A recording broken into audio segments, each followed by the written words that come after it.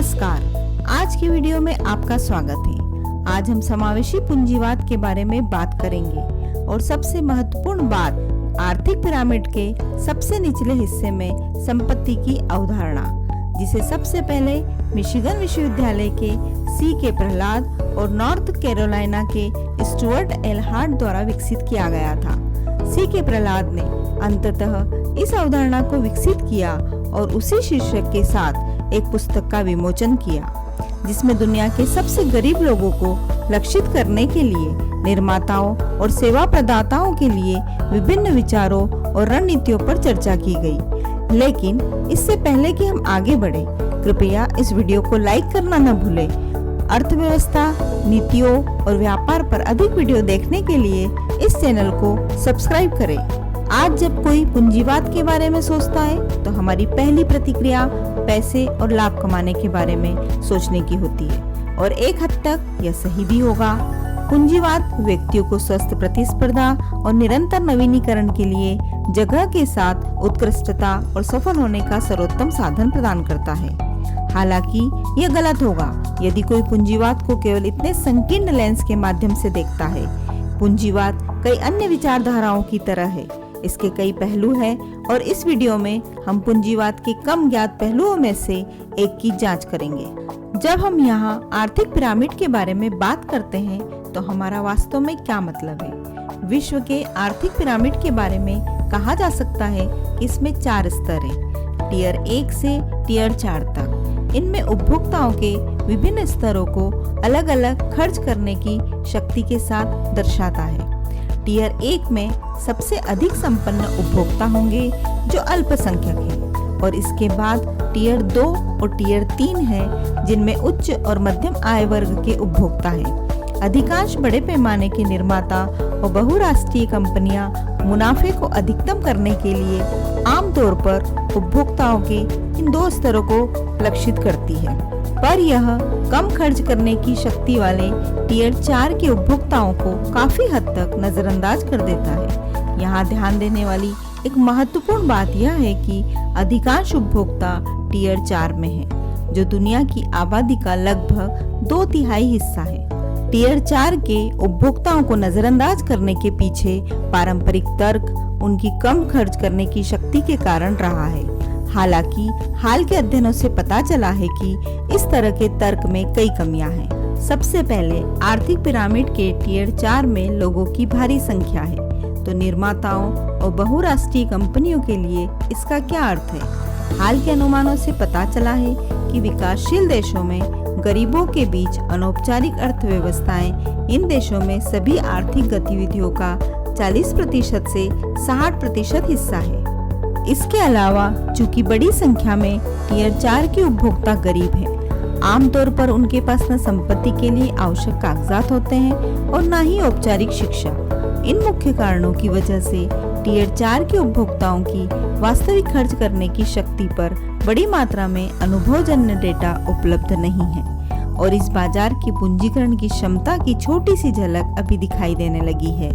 इसका मतलब यह है कि इस बात की अत्यधिक संभावना है कि निर्माताओं ने अब तक के सबसे बड़े संभावित बाजार के अवसरों में से एक को नजरअंदाज कर दिया हो। बड़े पैमाने पर बाजारों के अवसरों के अलावा टियर 4 के उपभोक्ताओं पर ध्यान केंद्रित करने की आवश्यकता भी बढ़ रही है। एक पल के लिए विचार करें कि पिछली शताब्दी में तेजी से औद्योगिकीकरण के कारण हमारे देश को बड़े पैमाने पर पर्यावरणीय गिरावट का सामना करना पड़ा है। हानिकारक प्रथाओं को पहले ही अपनाया जा चुका है। बड़ी विफल लागत और इसमें शामिल निवेश के कारण अब रोकना कठिन है। टियर 4 में अर्थव्यवस्थाएं अब तेजी से विकसित हो रही है और उनकी बड़ी आबादी के कारण पहले से विकसित अर्थव्यवस्थाओं की तुलना में कहीं अधिक बड़े पैमाने पर ऐसा करने की क्षमता है। इसका मतलब यह है कि यह स्थायी प्रथाओं को अपनाने और बहुराष्ट्रीय कंपनियों द्वारा अतीत में की गई गलती से बचने का आदर्श अवसर है। अब स्थायी प्रथाओं को अपनाने का मतलब यह भी होगा कि ऐसी प्रथाओं के सफल से विश्व अर्थव्यवस्थाओं को पूर्व की ओर विकासशील देशों में स्थानांतरित किया जा सकता है। टियर 4 की अर्थव्यवस्थाओं में बहुराष्ट्रीय कंपनियों के सामने आने वाली चुनौतियों को बेहतर ढंग से समझने के लिए हम इस क्षेत्र में अग्रणी उदाहरण की जांच कर सकते हैं। उदाहरण के लिए हिंदुस्तान यूनिलीवर ने 50 से अधिक वर्षों से भारत के छोटे अभिजात वर्ग की सेवा की है, जो बहुराष्ट्रीय कंपनियों के उत्पादों का खर्च उठा सकते हैं। हालांकि ग्रामीण क्षेत्रों में गरीब उपभोक्ताओं को डिटर्जेंट उत्पाद उपलब्ध कराने पर ध्यान केंद्रित करने वाली एक स्थानीय फर्म निरमा लिमिटेड से कड़ी प्रतिस्पर्धा प्राप्त करने के बाद यह महसूस किया गया कि निरमा एक अन्यथा उपेक्षित बाजार पर जीत हासिल कर रही थी। हिंदुस्तान यूनिलीवर ने टियर 4 के उपभोक्ताओं को लक्षित करते हुए नए उत्पाद तैयार किए। साथ ही ग्रामीण भारत में श्रमिक वर्ग तक बेहतर पहुंचाने के लिए उत्पादन, बिक्री और वितरण का विकेंद्रीकरण किया। साथ ही साथ तेजी से नए बिक्री चैनल भी तैयार किए। निरमा और हिंदुस्तान यूनिलीवर दोनों आज करीबी प्रतिस्पर्धी हैं, जिनमें से प्रत्येक के पास लगभग 38% बाजार हिस्सेदारी है। निरमा आज दुनिया की सबसे बड़ी ब्रांडेड डिटर्जेंट निर्माताओं में से एक बन गई है। इसीलिए टियर 4 की अर्थव्यवस्था के साथ समस्या यह नहीं है कि इन अर्थव्यवस्थाओं में खर्च करने की शक्ति कम है, बल्कि यह इसलिए अधिक है क्योंकि अतीत में बहुराष्ट्रीय कंपनियों की टियर 4 की अर्थव्यवस्थाओं के साथ दृष्टिकोण में कमी रही। उच्च मार्जिन पर ध्यान केंद्रित करने वाले पारंपरिक दृष्टिकोणों का पालन नहीं किया जा सकता, क्योंकि ये अर्थव्यवस्थाएं कम मार्जिन प्रदान करती है और इसके बजाय इसमें शामिल उपभोक्ताओं की बड़ी आबादी के कारण मुनाफा उच्च मात्रा में और पूंजी दक्षता से प्रेरित होता है। प्रबंधकों को सक्रिय बाजारों को संबोधित करने की चुनौती का भी सामना करना पड़ेगा, जहां केवल गरीबी मौजूद है, जिसे पूरी तरह से असंगठित क्षेत्र कहा जा सकता है। इसके लिए सक्रिय उद्यमशीलता रणनीतियों की आवश्यकता है, क्योंकि इन बाजारों को टियर 4 की अनूठी चुनौतियों का सामना करने के लिए पूरी तरह से अलग दृष्टिकोण की आवश्यकता होती है, जैसा कि हिंदुस्तान यूनिलीवर के उदाहरण से देखा जा सकता है। इस बाजार को व्यवहार्य बनाने के लिए खरीदारी की आवश्यकता पैदा करना आवश्यक होगा। इसके अलावा उत्पादों तक पहुंच में सुधार और क्षेत्र विशिष्ट कठिनाइयों के लिए स्थानीय समाधान तैयार करना होगा। इसका एक उदाहरण 1851 में IM सिंगर एंड कंपनी का मामला होगा, जिसने सिलाई मशीनों का निर्माण किया था। सिलाई मशीनों का मूल्य $100 था, जिसे बहुत कम महिलाएं वहन कर सकती थी। इसीलिए कंपनी ने खरीदारों को क्रेडिट प्रदान करने का विकल्प दिया। इस तरह जो खरीदार पहले $100 की कीमत से नहीं खरीद सकते थे, उनके पास एक ही सिलाई मशीन को $5 प्रति माह की अधिक किफायती कीमत पर खरीदने का विकल्प था, जबकि सिलाई मशीन की कुल लागत समान रही। कंपनी ने अचानक खुद को पहले की तुलना में बहुत बड़े बाजार में सुलभ बना दी।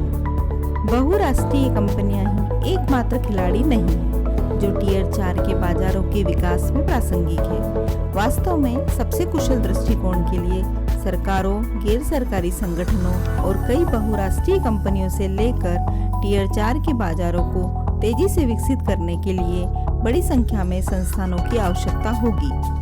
बांग्लादेश में ग्रामीण बैंकों के माध्यम से बड़े पैमाने पर सूक्ष्म ऋण के सिद्धांत पर काम करते हैं। यह तरीका इस बात का एक उत्कृष्ट उदाहरण है, जिसमें सरकारें अर्थव्यवस्था में गरीब जनता के बीच आय पैदा करके उपभोक्ताओं की खर्च करने की शक्ति को कैसे बढ़ा सकती है। इन उदाहरणों से पता चलता है कि ऐसा नहीं है कि टियर 4 के उपभोक्ता उत्पादों पर पैसा खर्च नहीं कर सकते, बल्कि यह है कि ये उत्पाद उनके लिए उपलब्ध नहीं है।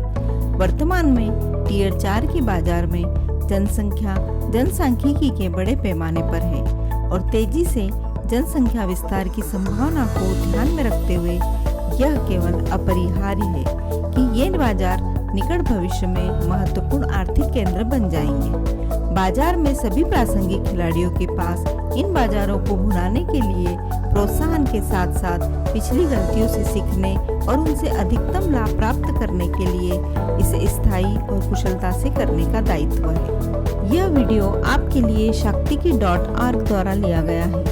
यह एक उद्देश्य से प्रेरित डिजिटल मार्केटिंग एजेंसी है। नीचे दिए गए विवरण में लिंक के साथ वेबसाइट देखिए। कृपया इस वीडियो को लाइक करें और इस तरह के और वीडियो के लिए इस चैनल को सब्सक्राइब करें। आप अपने विचार नीचे कमेंट सेक्शन में भी व्यक्त कर सकते हैं।